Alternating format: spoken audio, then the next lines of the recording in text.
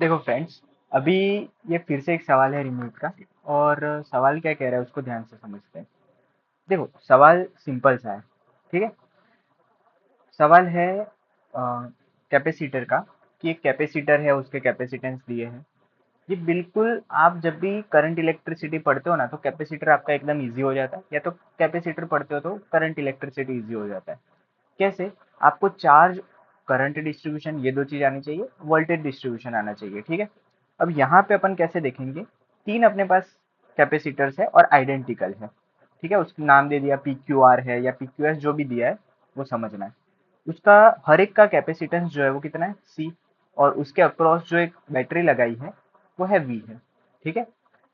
हमें ये बोला है कि भैया जो एनर्जी स्टोर होती है कैपेसिटर जो पी है उसके अंदर, उसको अपन ने नाम दे दिया है क्या, यूपी नाम दे दिया है ना, उत्तर प्रदेश ने यूपी नाम दिया है। ठीक है।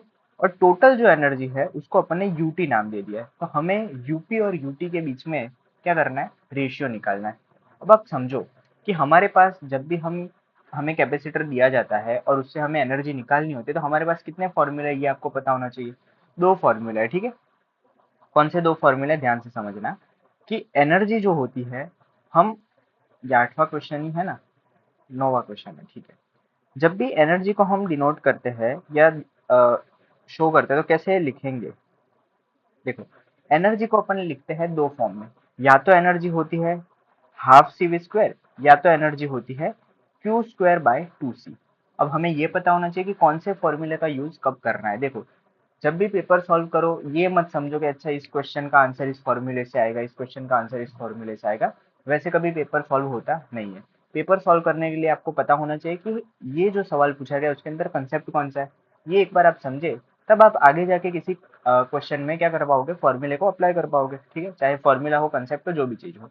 अब हमें एक चीज समझो कि हमें कोई भी सिस्टम दिया हो। ठीक है, इस क्वेश्चन की अभी मैं बात नहीं कर रहा हूँ, मैं रैंडम एक चीज बताता हूँ कि हमें चाहे कोई सा भी कॉम्बिनेशन दिया हो।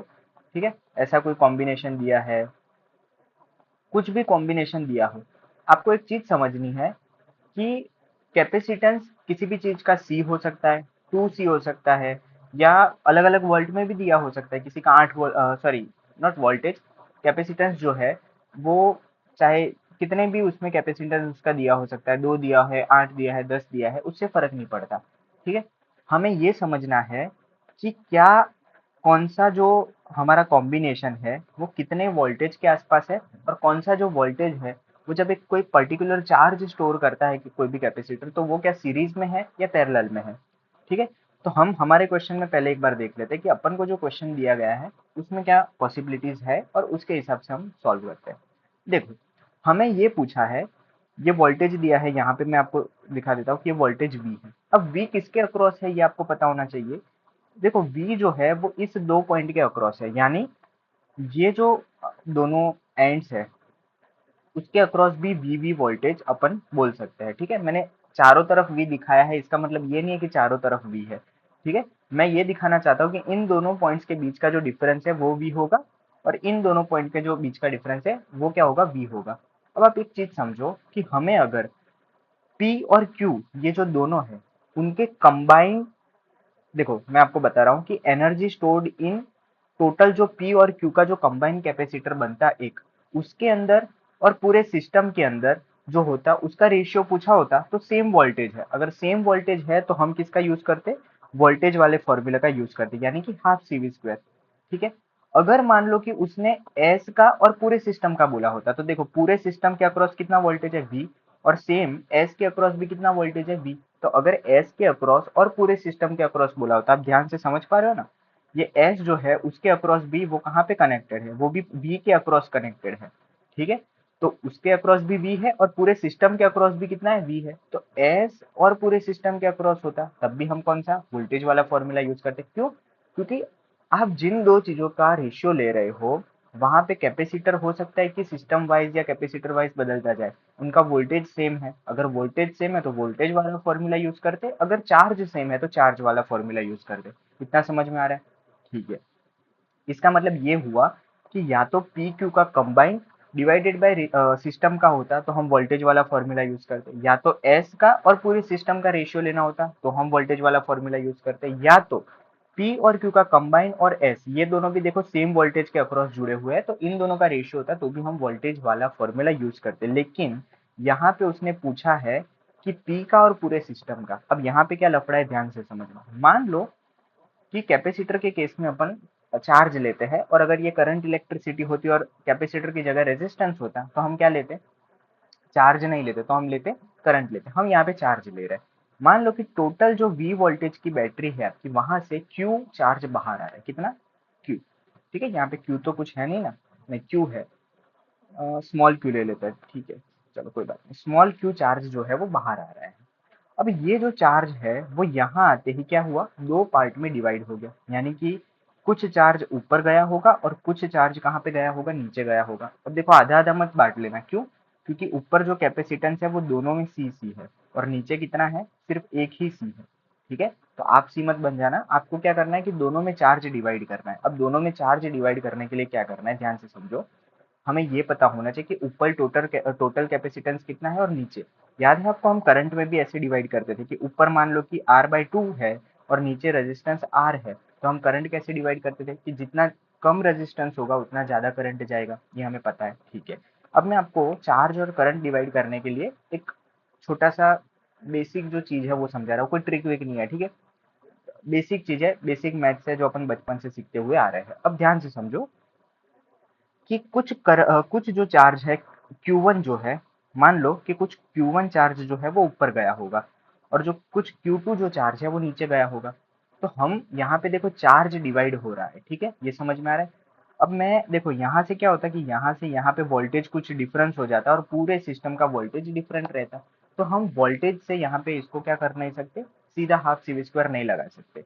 अच्छा, अगर आप इसके अराउंड वोल्टेज को डिफाइन कर पा रहे हो तो फिर आप लगा सकते हो। ठीक है, अगर न्यूमेरिकल वैल्यूज है तो हम वोल्टेज भी डिवाइड कर सकते हैं और सब कुछ कर सकते हैं। आपको याद हो तो Q is equal to C V. समझ में आ रहा है। अब मैं इस सवाल को नीचे सॉल्व कर रहा हूँ। अब ध्यान से समझना कि हमारे पास कुछ ऐसा दिया है,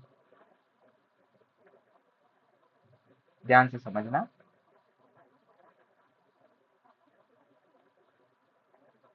देखो ये C है, यहाँ पे भी C है, यहाँ पे भी C है, और यहाँ पे क्या है, V हमें वोल्टेज दिया हुआ है। अब यहाँ से आप समझो, इतना तो आपको डिवीजन करना आता है कि ये जो दोनों एंड्स है, ये दोनों किसके, V के अक्रॉस है। इसका मतलब ये हुआ कि अगर मैं नीचे वाला जो कैपेसिटर है S, उसके अक्रॉस में वोल्टेज लिख रहा हूँ तो वो कितना होगा, V होगा। और इन दोनों के अक्रॉस, यानी कि इन दोनों एंड्स के अक्रॉस भी वोल्टेज कितना होगा, V होगा। यानी कि सेम वोल्टेज ऊपर और नीचे है। ठीक है, हमें चार्ज डिस्ट्रीब्यूट करना है। ठीक है, चार्ज डिस्ट्रीब्यूट करने के लिए मैं क्या कर रहा हूँ, ऊपर का कंबाइन में कैपेसिटर निकाल लेता हूँ। अब हमें ये पता होना चाहिए कि जब भी जो कैपेसिटर जो है वो सीरीज में जुड़े हुए होते हैं तो उसको कैसे ऐड करना है। तो अपन जो रेजिस्टेंस में जो पैरेलल होता है कैपेसिटर में, वो क्या हो जाता है, सीरीज में हो जाता है। तो ऊपर का जो कैपेसिटर, मैं इसका इक्विवेलेंट जो भी कॉम्बिनेशन है वो बनाने जा रहा हूँ। ऊपर का जो है वो कितना मिलेगा अपन को, C/2, और नीचे का कितना मिलेगा, C मिलेगा। तो ये ऊपर C/2 और नीचे C। ठीक है, इसको मैं अब क्या कर सकता हूँ, देखो सेम चीज ही बनाई है, ये दोनों का कंबाइन मैंने यहाँ पे बना दिया। अब इसके अक्रॉस भी V वोल्टेज है और इसके अक्रॉस भी V वोल्टेज है, वोल्टेज सेम है। तो आपको पता है Q is equal to CV के हिसाब से अपन इसको डिवाइड कर सकते हैं। मान लो कि यहाँ से Q वोल्टेज निकला था, तो ऊपर Q1 जाएगा और नीचे Q2 जाएगा। अब कितना जाएगा वो ध्यान से समझना, दोनों के वोल्टेज सेम है, तो जो चार्ज का रेशियो होगा वो कैपेसिटेंस के रेशियो के हिसाब से जाएगा। ठीक है, तो मैं यहाँ पे लिख सकता हूँ Q1/Q2 इज इक्वल टू क्या मिलेगा, C1/C2। अच्छा, C1 मतलब मैं ऊपर वाले को मान लेता हूँ, ऊपर वाले को क्या मानना है, C1, तो उसके लिए C/2, और नीचे कितना है, C है, तो उसके लिए मैं C लिख देता हूँ। तो यहाँ से Q1/Q2 जो है वो तो कितना मिल गया अपन को, 1/2 मिल गया। लेकिन यहाँ से मुझे ऊपर और नीचे कितना चार्ज जाएगा उसका रेशियो मिला है। ठीक है, और हमें रेशियो फाइनल निकालना है टोटल सिस्टम के अक्रॉस। तो मुझे ये पता होना चाहिए कि ऊपर, यानी कि इस ऊपर वाली सर्किट में कितना चार्ज जाएगा। अब उसके लिए बेसिक चीजें समझो कि मान लो कि टोटल चार्ज जो है वो Q निकला था, यहाँ से कितना Q, तो Q के कितने टोटल पार्ट किए, 1/2 का मतलब होता है टोटल 1+2, यानी कि कितने, 3 पार्ट के। कभी भी आपको रेशियो मिले 5/2, इसका मतलब कितना हुआ, 5 और 2, इस जो भी क्वांटिटी होगी उसके 7 पार्ट किए गए हैं। तो यहाँ से मैं Q1 की एब्सोल्यूट वैल्यू निकाल सकता हूँ, Q1 इज इक्वल टू 1/2 का मतलब है टोटल 3 पार्ट किए, तो Q के कितने पार्ट किए, 3, इनटू अगर मैं Q1 निकाल रहा हूँ तो मल्टीप्लाई करूंगा ऊपर के रेशियो से, तो Q1 मतलब 1, तो हमें यहाँ से Q1 मिल गया, कितना मिला, Q/3। Q2 भी निकाल सकते हैं, हमें जरूरत नहीं है Q2 की, लेकिन अगर आपको लिखना हो Q2 is equal to Q/3 और इंटू नीचे का रेशियो, क्योंकि Q2 निकाल रहे हैं तो उसके सामने का रेशियो मल्टीप्लाई करेंगे यानी कि 2, तो Q2 की वैल्यू आ जाएगी 2Q/3, है ना। कई लोग को ये सब करने की जरूरत नहीं है, तो उनको ऐसे ही समझ में आ जाता है कि C/2 और C का रेशियो है, तो ऊपर कितना जाएगा, ऊपर Q/3 जाएगा और नीचे 2Q/3, है ना, जो रेशियो है उससे मल्टीप्लाई कर लेते हैं। ठीक है, इसका मतलब ये हुआ कि अब देखो, अब मैं ऊपर ये जो Cp था ना उसके लिए लिख रहा हूँ, तो फॉर Cp के लिए आप देखो कैपेसिटर कितना, कैपेसिटेंस कितना है, C है, ये हमें समझ में आ गया। ठीक है, उसके लिए चार्ज कितना गया, तो Q/3 गया, मतलब Q1 उसके लिए चार्ज कितना गया, Q/3 गया, ये भी हमें समझ में आ गया।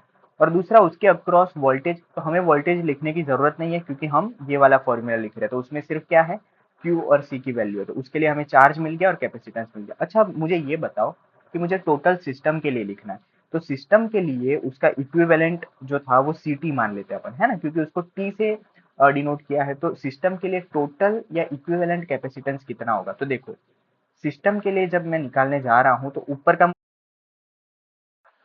हाँ जी, तो देखो अभी मैंने ये बताया कि अगर मैं इक्विवेलेंट यहाँ से लेता हूँ तो इक्विवेलेंट में मुझे क्या मिलेगा, तो जो ऊपर है यानी कि इसका मुझे मिल जाएगा C/2 और नीचे का कितना मिला C, और ये दोनों क्योंकि अब किस में पैरेलल में है तो इन दोनों का इक्विवेलेंट मुझे मिल जाएगा कितना, 3C/2। इतना समझ में आ रहा है आपको, पक्का? ठीक है, तो मुझे सिस्टम का यानी कि टोटल और इक्विवेलेंट मुझे मिल गया 3C/2, और सिस्टम में चार्ज कितना था टोटल, तो Q था। अब हमें क्या करना है, इन दोनों के लिए एनर्जी लेनी है और उसका रेशियो ले लेना है। तो देखो सिंपल सी बात है कि यूपी डिवाइडेड बाय हमें क्या करना है, यूटी। अब Q²/2C लिखना है, ठीक है, तो Q²/C ही रखते हैं, 2 दोनों में आएगा तो कांस्टेंट है तो वो कैंसिल आउट हो जाएगा। तो इसको लिखेंगे अपन Q²/2C, किसके लिए, P के लिए, इनटू यहाँ पे मैं लिखूंगा Q²/2C, और ये किसके लिए होगा, टोटल के लिए होगा। ठीक है, तो देखो P के लिए चार्ज कितना है, Q/3, अगर मैं Q/3 का स्क्वायर करूँ तो वो मुझे मिलेगा Q²/9। यहाँ तक किसी को कोई दिक्कत नहीं होनी चाहिए। ठीक है, देखो 2 तो वैसे ही कैंसिल हो रहा है। अच्छा, Cp कितना है, तो Cp आप देखो कितना है, C है, तो उसके लिए मैं C लिख देता हूँ। ठीक है, इनटू नीचे यहाँ पे देखो ऊपर टोटल हमें दिया है, तो टोटल कितना, इक्विवेलेंट कैपेसिटेंस कितना है, 3C/2, तो यहाँ पे मैं लिख रहा हूँ 3C/2, और नीचे क्या है, Q², क्या, QT²। तो Qt कितना है, तो हमने बोला वो टोटल चार्ज था, वो कितना है, तो यहाँ पे मैं लिख दूंगा Q²। ये समझ में आया इधर तक? ठीक है, अब यहाँ से देखो Q² कैंसिल हो रहा है, C से C कैंसिल हो रहा है, तो ऊपर क्या बचा, 3, और नीचे बचा 9 × 2। इसका जब रेशियो लेते हैं अपन तो ये आंसर आता है 1/6, और 1/6 क्या है हमारे ऑप्शन में, बिल्कुल है, तो यहाँ पे 1/6 इसका आंसर आ गया। हमें एक चीज याद रखनी है कि जब भी आप सीरीज में देखते हो तो सीरीज में क्या होता है कि वोल्टेज चेंज हो जाता है। तो कभी भी कोई भी कैपेसिटर जो है वो सीरीज में हो और आपको उनके क्या बोलते हैं रेशियो लेना हो टोटल के साथ या किसी और के साथ, तो आप एक चीज याद रखो कि सीरीज में जब कोई भी चीज होती है, चाहे वो करंट इलेक्ट्रिसिटी हो, तो उसके लिए आप एक चीज याद रख लो कि कोई भी चीज सीरीज में होती है तो उसमें जो फ्लो हो रहा होता है ना वो चीज कांस्टेंट होता है। अब करंट इलेक्ट्रिसिटी होती है तो वहां पे करंट फ्लो हो रहा होता है, तो सीरीज में हमेशा याद रखो करंट या तो चार्ज, ये क्या हो रहा होता है, कांस्टेंट हो रहा है। तो इन दोनों के हिसाब से आप क्या करो, उसका जो भी एनर्जी निकालनी हो तो एनर्जी निकालो, है ना। कैपेसिटर के केस में कैपेसिटेंस निकाल सकते हो, और करंट के केस में आप क्या निकाल सकते हो, रेजिस्टेंस के केस में रेजिस्टेंस निकाल सकते हो। जब भी कोई चीज जो होती है वो एक दूसरे के साथ पैरेलल में होती है तो वो सेम वोल्टेज के अराउंड वो चीज बंधी होती है। तो अगर आपको कोई दो चीजें पैरेलल में दिखती है तो उसके अराउंड आप क्या कर सकते हो, वोल्टेज वाला फॉर्मूला यूज कर सकते हो। सेम वे अगर यहाँ पे मुझे पी की जगह एस और टोटल का मुझे बोला होता ना, तो मुझे ये सब चार्ज वार्ज कुछ मानना नहीं पड़ता। क्यों, एस और टोटल जो है वो दोनों के दोनों, एस और सिस्टम पूरा, ये दोनों के दोनों वी वोल्टेज के अराउंड है यहाँ पे, तो मैं सीधा हाफ CV² लगाता और एक ही बार में मुझे आंसर मिल जाता। ठीक है, तो ये चीज आपको समझनी है कि सीरीज में होती है तो चार्ज वाला फॉर्मूला यूज करेंगे, पैरेलल में है तो हम कौन सा फॉर्मूला यूज करेंगे, पैरेलल में है तो हम वोल्टेज वाला फॉर्मूला यूज करते हैं, क्योंकि पैरेलल जो चीज होती है वो सेम वोल्टेज के अराउंड होती है और सीरीज वाली जो चीज होती है उसमें से सेम चार्ज या तो करंट जो है वो पास हो रहा होता है। तो ये हमें सीखना है। बाकी फॉर्मूला तो मैं सीधा लगा देता कि भाई क्यू स्क्वायर बाई टू सी रखना है और ऐसे करके आंसर आ जाता।